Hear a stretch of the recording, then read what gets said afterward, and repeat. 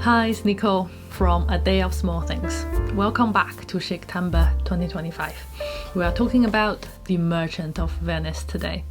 The Merchant of Venice is one of the most famous stories. Even when I was miles away from Shakespeare, I had heard of two things: Romeo and Juliet dying for their love because their families don't like it, and the pound of flesh from the Merchant of Venice. It's curious how stories travel. I knew the story is called The Merchant of Venice, but I had no idea the one who demands the pound of flesh is called Shylock. I had no idea who Antonio is. I didn't know why one person wants a pound of flesh from another person, nor how the problem is solved.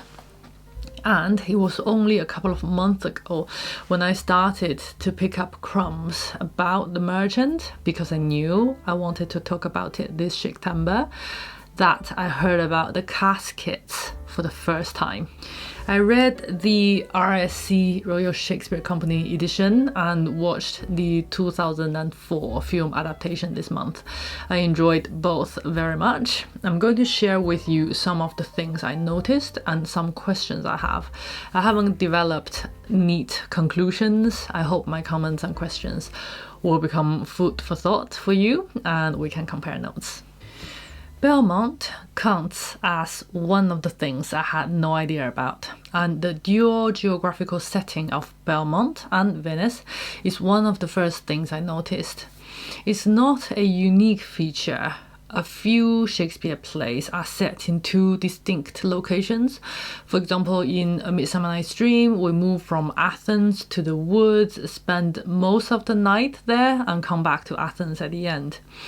In Antony and Cleopatra, the stories move between Rome and Alexandria and a few other smaller locations. In Troilus and Cressida, between inside the city walls of Troy and the Greek camp outside. However, it is quite unique just how regularly the plot line moves between the two locations in The Merchant. It's like a match of table tennis. Act 1, Scene 1, we meet Antonio and Bassanio in Venice. Act 1, Scene 2, we meet Portia and Nerissa in Belmont. In Act 1, Scene 3, we see the two men borrowing 3,000 ducats from Shylock and bound, sealed. Act 2, Scene 1, Portia greets the Prince of Morocco. Act 2, Scene 2, Lancelot greets his father and becomes Bassanio's servant. We stay in Venice for 4 more short scenes, which contain the elopement of Lorenzo and Jessica, before we once more return to Belmont. Then we swing neatly scene by scene between Venice and Belmont again. Act 2, Scene 7, the Prince of Morocco chooses the gold casket. Act 2, Scene 8, Celario and Celanio, are they twins? Comment on Shylock's reaction after he discovers Jessica's elopement. Act 2, Scene 9, the Prince of Aragon chooses the silver casket. Act 3, Scene 1, the center of the structure of the play. Shylock gives the "if you prick us, do we not bleed" speech. Act 3, Scene 2, Bassanio arrives at Belmont, chooses the right casket and leaves immediately. Act 3, Scene 3, Antonio pleads with Shylock in vain. Act 3, Scene 4, Portia plans to go to Venice. Act 4 is the court scene in Venice, and Act 5, everyone returns to Belmont. For plays with dual geographical setting, I always look forward to the visual representation on stage. For example, the spectacular set designs for Alexandria and Rome I highlight for me of the 2018 Antony and Cleopatra by National Theatre.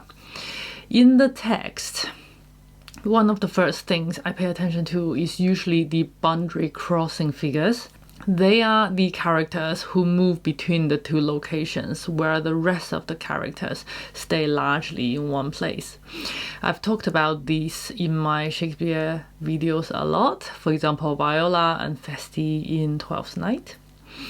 Let me ask you, who are the boundary crossing figures in The Merchant? Portia? Bassanio? Jessica?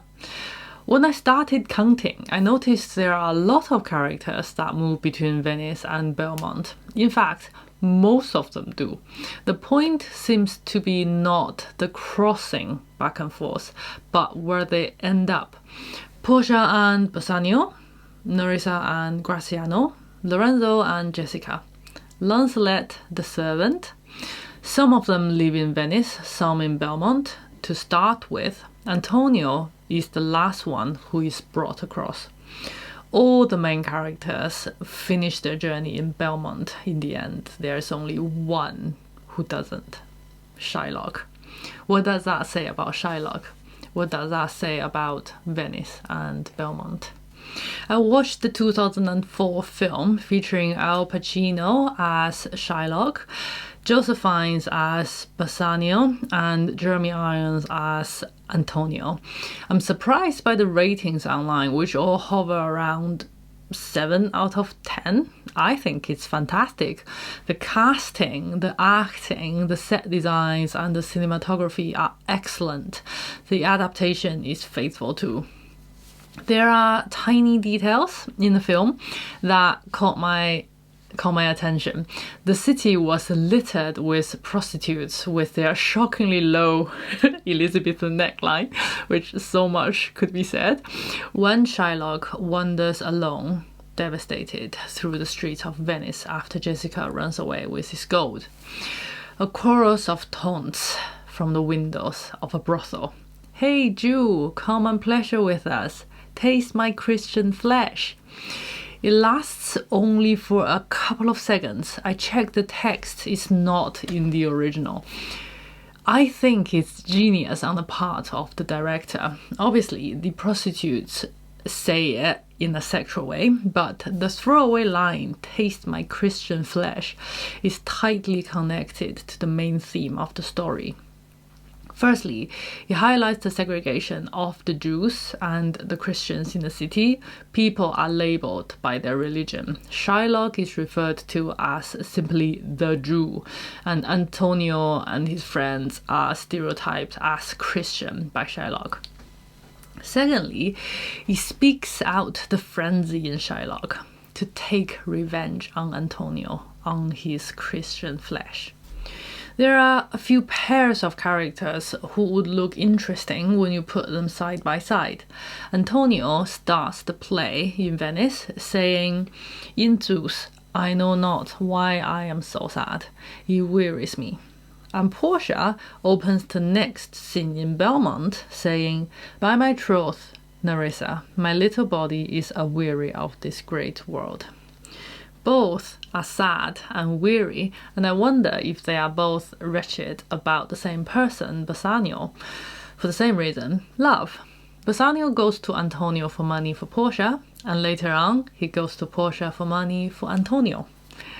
There are also a lot of similarities between Antonio and Shylock. I first sensed this link between them when Tubal says to Shylock that he can't find his daughter in Genoa, but he heard in Genoa other men have ill luck too, and that Antonio lost a ship. The repetition of the city name Genoa is one clue. Another clue is the curious turns of this dialogue. Yes, other men have ill luck too. Antonio, as I heard in Genoa. What? Ill luck? Ill luck? Hath a argosy cast away coming from Tripolis. I thank God. Is it true? I spoke with some of the sailors that escaped the wreck. I thank thee, good Tubal. Good news. Ha ha. Heard in Genoa? Your daughter spent in Genoa, as I heard, one night 80 ducats. Thou stickst a dagger in me. I shall never see my gold again. 80 ducats at a sitting. 80 ducats. There came divers of Antonio's creditors in my company to Venice, that swear he cannot choose but break. I am very glad of it. I'll plague him. I'll torture him. I am glad of it. One of them showed me a ring that he had of your daughter for a monkey. Out upon her, thou torturest me, Tubal. It was my turquoise. I had it of Leah when I was a bachelor. I would not have given it for a wilderness of monkeys. But Antonio is certainly undone. Nay, that's true. That's very true. Tubal stirs the conversation abruptly between the news of Antonio and of your daughter. Your daughter spent on one night 80 ducats. Antonio's creditors swear that he's doomed. One of the creditors showed me a ring that belonged to your daughter, but Antonio is definitely finished. The news of Jessica torture him, and he will torture Antonio in return. His loss grieves him, and Antonio's loss gladdens him. That makes me realize Antonio and Shylock are connected by their losses, not only money, but also their only beloved. Shylock loses his daughter, Antonio Bassanio. That keeps my eyes peeled for other links between them. There are two more. Firstly, they are both left alone at the end.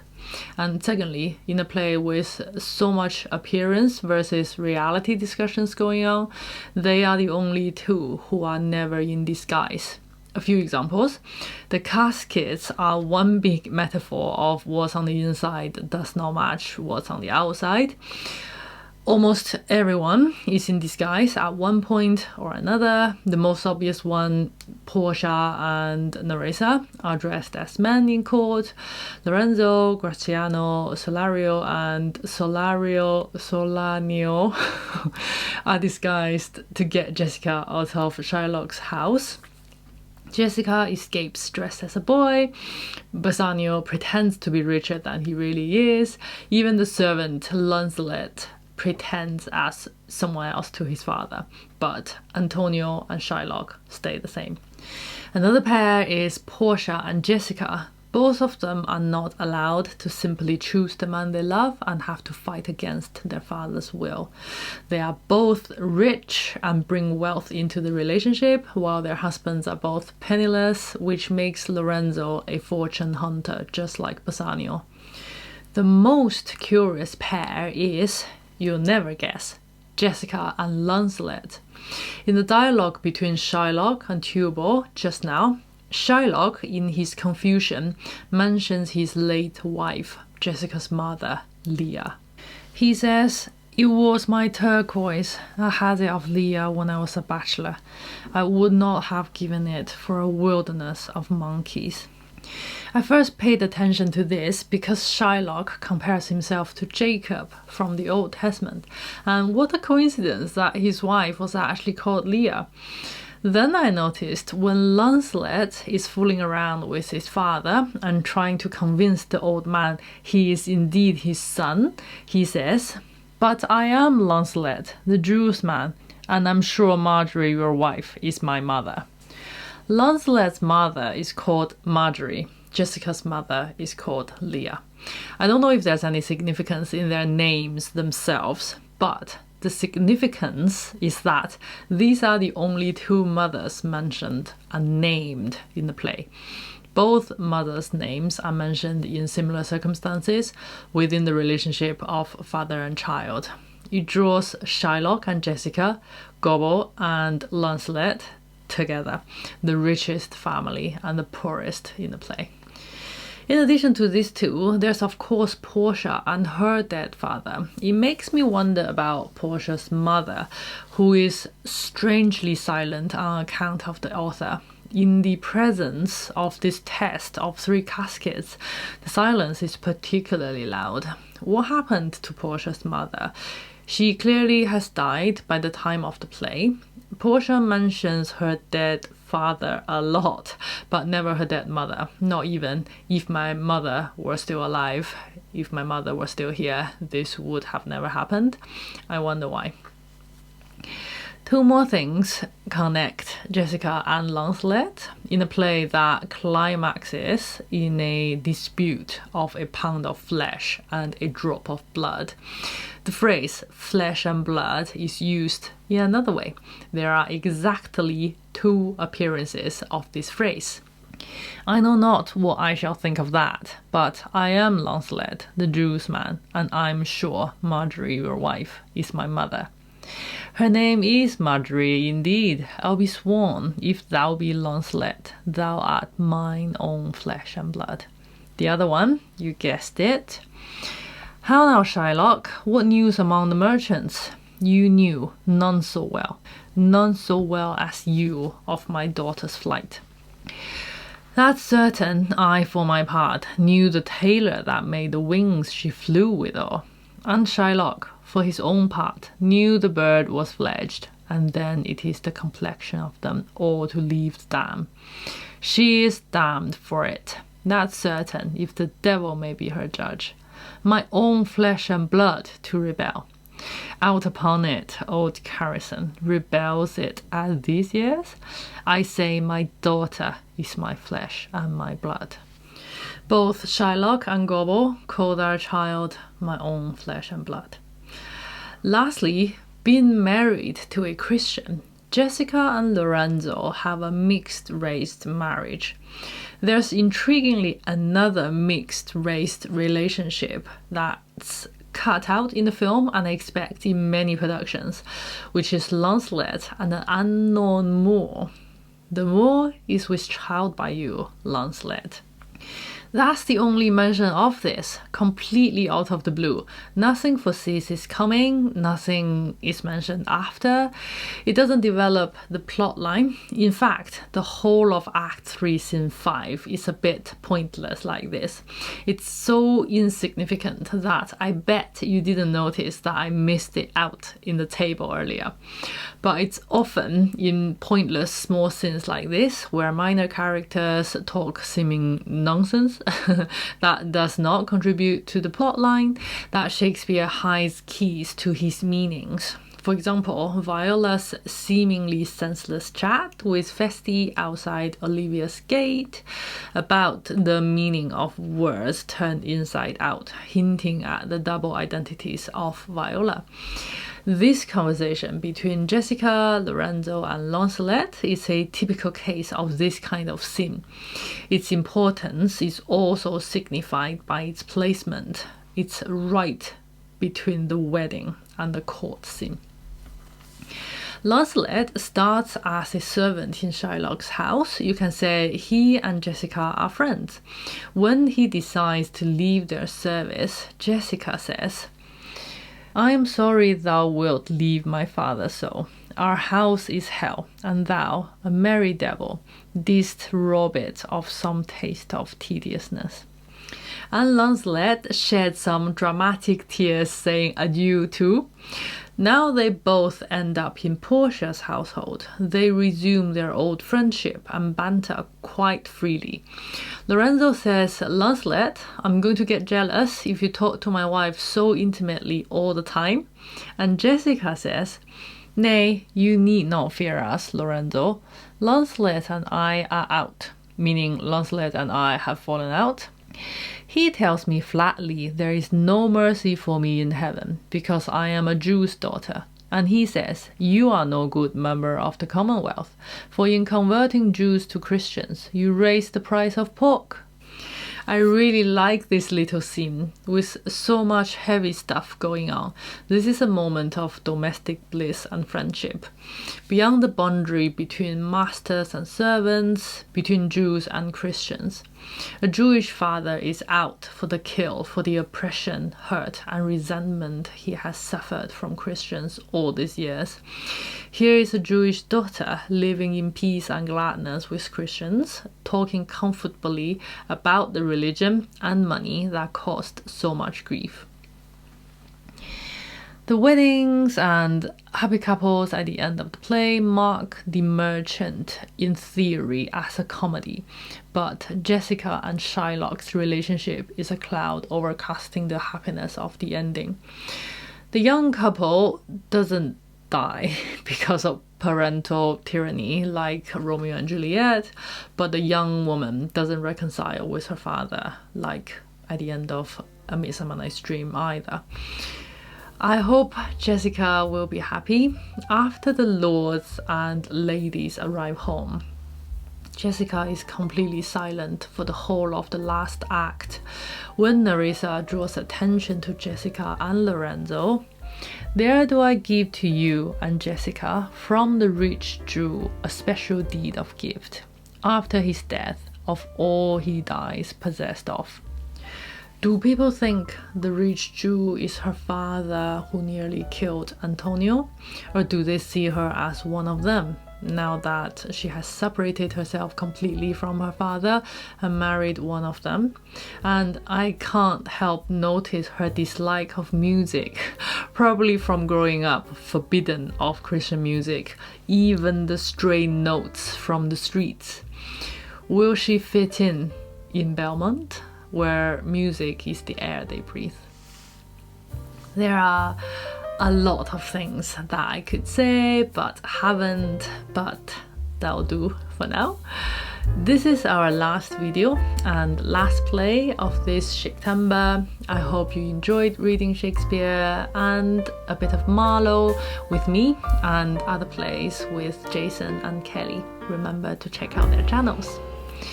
That's all for today. Thank you for watching. I'll see you in my next one.